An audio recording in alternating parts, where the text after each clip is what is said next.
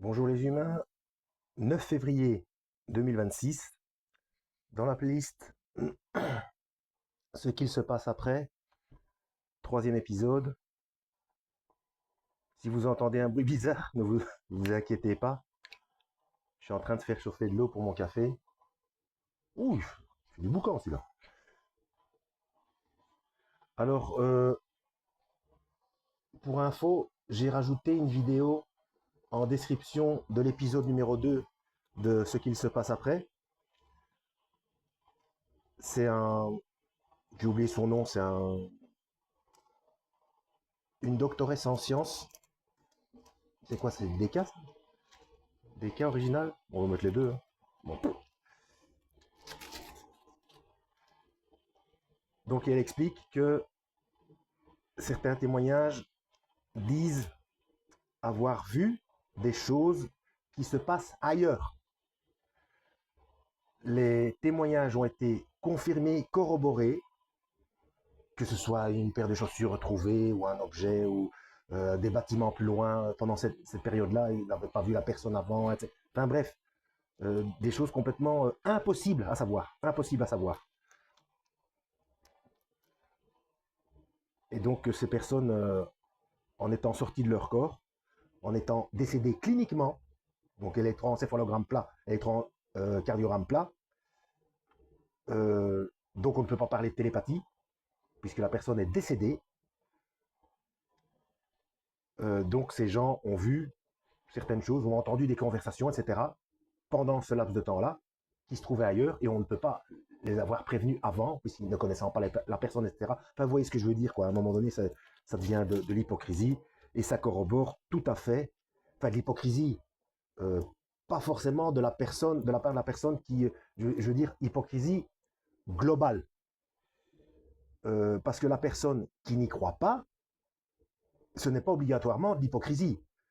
Ça corrobore simplement ce qui est écrit dans la Bible, que ceux qui refusent la vérité, à un moment donné, Dieu leur envoie un esprit d'égarement. Tu veux rien savoir? Eh ben voilà, je te conforte dans ton ignorance. Voilà. Et on va encore dire, oui, ça veut dire que Dieu est injuste, etc. Non, non, non, non. Et vous lui direz ça face à face. Pourquoi ça ne s'ouvre pas? À moins que ce soit de l'autre côté. Un petit instant, un petit pause quand même, parce que moi je suis équipé. Hein. Et voilà. Quand on est né avec la poisse, eh bien, on devient prévoyant. Alors, avec leur mensonge d'ouverture facile, c'est ça, ouverture facile. Mec, ça fait un, ça fait deux. Parce que quand même, donc là, ça doit être chaud, là. Un peu de sucre. Parce que c'est bien beau de vouloir réfuter, etc., de trouver des torts à Dieu tant qu'on veut. Et puis une fois, un jour, on se trouve devant, et alors c'est trop tard. Et, et, et si c'est pour dire oui, mais après il n'y a rien, eh ben on ne peut même pas savourer qu'il n'y a rien en donnant tort à l'autre, puisqu'il n'y a rien et qu'on n'existe plus. Donc, dans tous les cas, c'est complètement inepte et hors de propos. Donc, il y a le pari de Blaise Pascal qui en parle très bien de cette possibilité purement mathématique. Ce n'est même pas une question de conviction, c'est purement mathématique. Hein. Évidemment, il y a des gens comme un irréductible athée qui réussissent à tordre la chose alors que c'est parfaitement clair. Eh bien, si Blaise Pascal n'a pas voulu expliquer ça, eh bien, il n'empêche que mathématiquement, il est plus prudent de tenir compte du fait qu'il existe quelque chose euh, après le décès physique. Hop. Alors j'ai remarqué, je m'y attendais un petit peu, hein, quelqu'un, et ça m'arrange quelque part, parce que j'étais content parce que j'étais resté bloqué au niveau du nombre des abonnés pendant un petit temps. Je peux mélanger avec... Ah bah oui, ah, mais c'est très bien, ils ont mis des... Et j'étais monté un petit peu trop vite parce que j'avais dépassé le 888. J'ai dit, oh mince, zut, moi qui étais tout content d'arriver au nombre du Christ, et boum, je l'avais dépassé. Et depuis hier, apparemment, la manière dont je me suis exprimé à choquer quelqu'un, à contrarier quelqu'un, et boum, il s'est désabonné, et du coup, j'ai mon 888. C'est merveilleux. Alors, au niveau de l'explication du pourquoi je suis parfois un peu tendu, je l'ai déjà expliqué certaines fois, c'est tellement rare, je crois que c'est seulement 3 fois sur 6 ans, on ne peut pas dire que... Hein, tiens, bizarre, 3, 6, ouh, attention. Euh, mais la fois précédente, c'était quand même un peu rapproché par rapport à hier. Et si on dit, ben oui, mais imaginez-vous, si vous avez des enfants et qui ne cessent de se mettre en danger, comme vous les aimez, à un moment donné, vous allez un petit peu perdre de votre calme. Là, on vous dit, oui, ouais, paternalisme, etc. Eh bien, vous direz, adieu, qu'il est paternaliste, on verra comment vous allez vous en sortir. Eh bien, mais peu importe, quand il y a des gens à qui vous tenez, et là en l'occurrence même sans les connaître, puisque il faut aimer tout le monde, selon les instructions du Christ. Il faut faire, et encore plus ses ennemis, parce qu'ils sont encore plus en danger. Donc on a cette optimisation du pouvoir d'empathie qui, qui est reçue par l'Esprit Saint. C'est comme ça. Alors, oui, t'as pas des preuves, etc. Une preuve, une preuve, euh, comment s'explique une preuve? Donc, c'est au niveau scientifique, on, une preuve s'acquiert par l'expérience. Voilà. On fait l'expérience et grâce à l'expérience, on voit si c'est reproductible. On est d'accord. Mais les gens qui sont, qui refusent de faire l'expérience ne peuvent pas avoir la preuve. Donc, ils refusent la preuve. Donc, pour avoir la preuve de ce que j'avance, il faut faire l'expérience de naître nouveau. Il faut faire l'expérience de demander l'Esprit Saint, mais ça ne marche pas si on n'est pas sincère. Donc, ça, ça, comment est-ce qu'on dit? C'est uniquement la personne impliquée qui est maître de cela.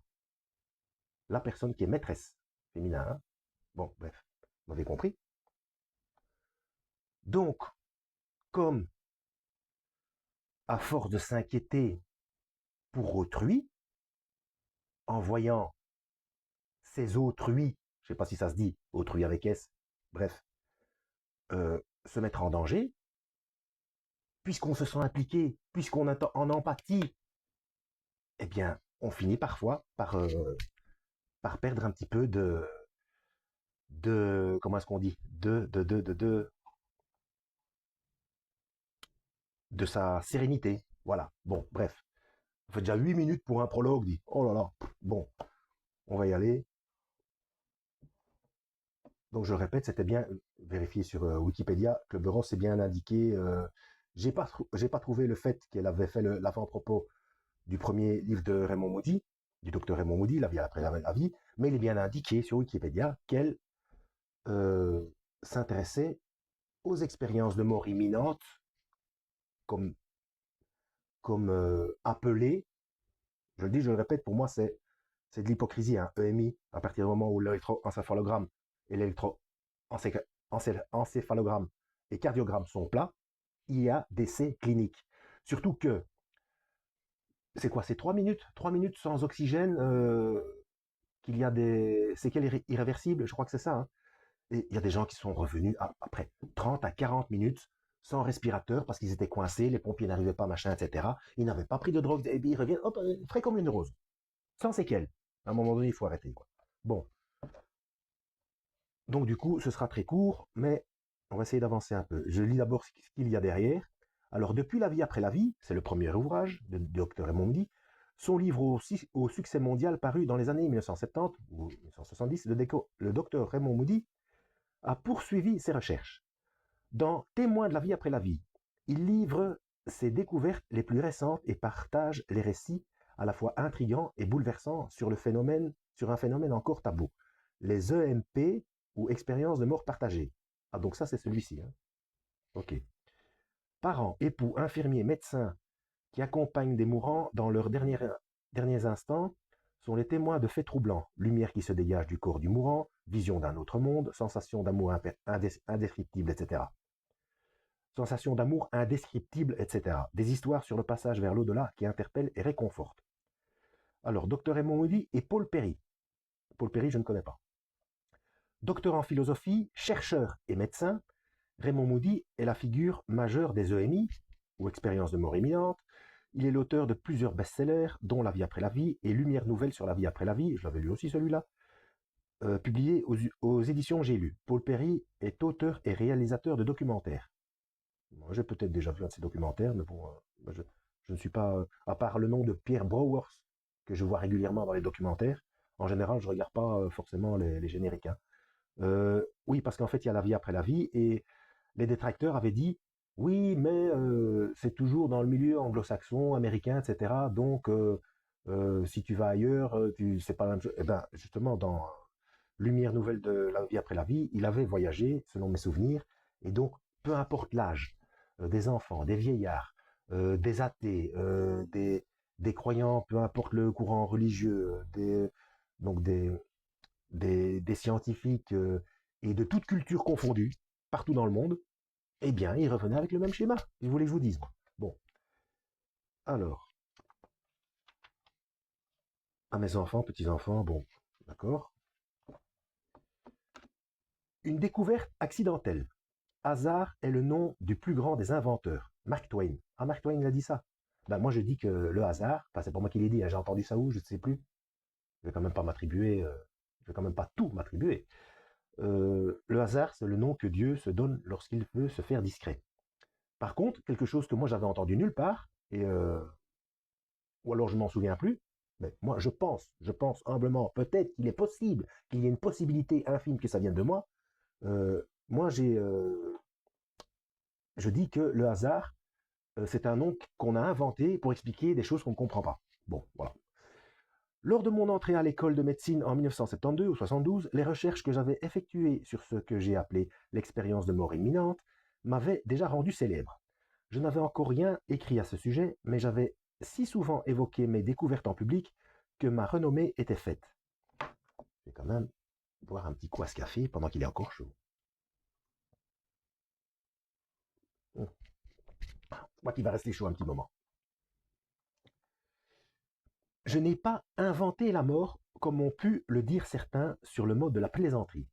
Je me suis simplement penché sur ce qu'avaient vécu des personnes aux frontières de la vie afin d'analyser le processus du mourir et ses différentes composantes. Le processus du mourir, c'est une faute de frappe ou le processus du décès, ou du mourir, je sais pas. Et j'ai donné à la combinaison de l'ensemble ou d'une partie de ses composantes le nom d'expérience de mort imminente.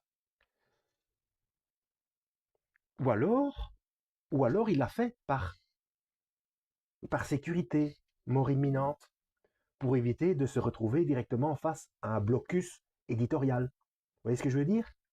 Donc on ne va pas dire expérience post-mortem, parce que sinon directement, il a inventé une nouvelle secte, etc. Non, non. Ah, c'est peut-être par prudence. Hein. Voilà. Les résultats de mes recherches m'avaient stupéfié, et lorsque je les ai rassemblés et publiés sous le titre La vie après la vie, ils ont stupéfié le monde entier. J'avais en effet découvert que les mourants traversaient parfois un tunnel pour accéder à une lumière. Dans cette lumière, ils rencontraient souvent d'autres êtres spirituels venus leur faciliter la transition vers la mort. Presque un quart d'heure, on va s'arrêter là parce que j'ai déjà dû mettre 2 fois pause.